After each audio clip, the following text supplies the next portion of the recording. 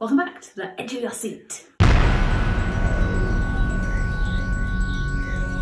So, we've got another quiz for you. This quiz is a simple game of higher or lower, based on the popular critical aggregator site Rotten Tomatoes. We'll give you a baseline example to start from, then all you have to do is guess whether the scores of the next film in the sequence will be higher or lower. You get 1 point for guessing the tomato meter correctly, and 1 point for the audience score, meaning a total of 20 points are available per round. For an extra challenge and extra points, try guessing which films are certified fresh. There will be no answer videos this week, so drop us a message and let us know how you did. It's an honour system this time, so please no Googling. Have fun! So, as an example film, we'll start with one that shows the difference between the critics and the audience scores. The fundamentalist propaganda film, God's Not Dead, that set its sights not so much on praising its own side as demonising anyone considered against them. Muslims get beaten and converted, liberals get cancer, Chinese people get disowned, and atheists get publicly humiliated and killed. You know, a family film. Rated PG. Obvious biases aside, Sorry. it earned a 13% rotten score from critics.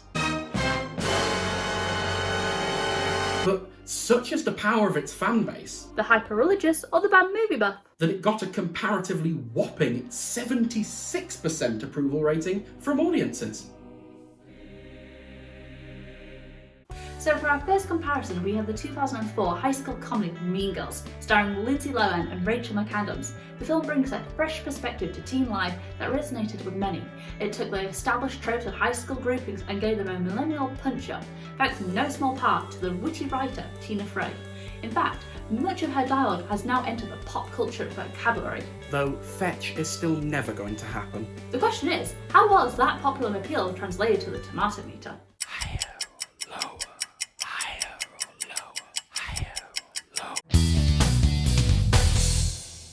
Back in the 90s, girl power was in vogue, and here in the UK, nothing rode that wave in quite the same way as the Spice Girls. Formed in 1994, the band were renowned hitmakers. The biggest selling girl group ever, the biggest success story since like the Beatles in Britain. So a film to cash in on Spice Mania was pretty much inevitable. In 1997, Spice World the movie hit our screens, tying into the release of their second album of the same name, and essentially a light-hearted promotional tool in the vein of the Beatles films of the 60s. It was a commercial hit at the box office. But what about the critical reception?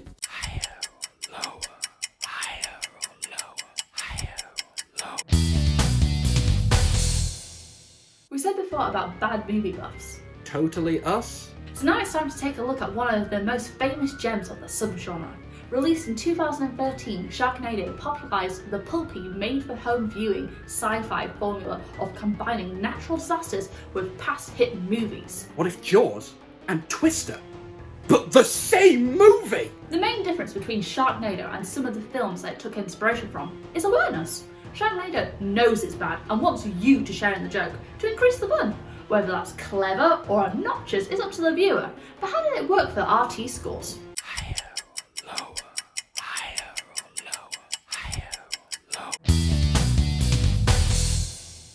After the acclaim of its 90s Renaissance era, Disney's animation department entered the new millennium in a somewhat experimental mood.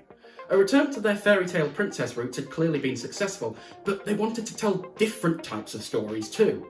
Sometimes it worked, Lilo and Stitch 2002. and other times it didn't. Home on the Range 2004. This more hit and miss ratio, coupled with unexpected composition from DreamWorks' CGI animators, Shrek and Shrek 2. led to the release of the polarising Chicken Little, a computer-rendered sci-fi family comedy. It sold well, They're still not well enough to beat DreamWorks. but did people think it was any good?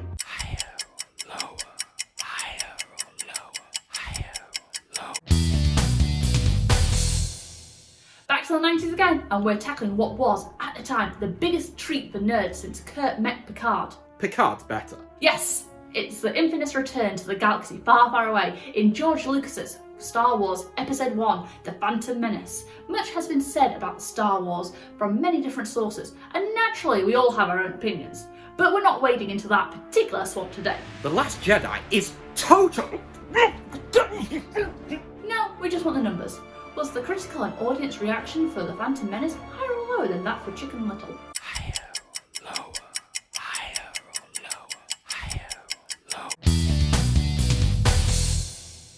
from one famous director to another, let's have a look at one of Alfred Hitchcock's classic offerings. The Birds, as with many Hitchcock films, has influenced scores of directors after him, and not merely in the horror genre.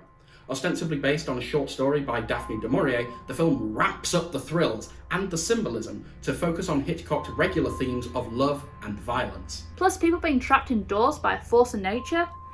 Relatable now more than ever. Clearly it was well received, but just how well? Higher, lower, higher, lower, higher, lower.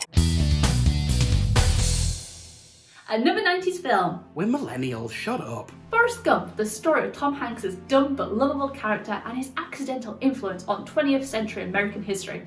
It was outsold in 1994 only by The Lion King on a world scale, and took home many of the top Oscars the following year, but even so, it's another one that can be polarising.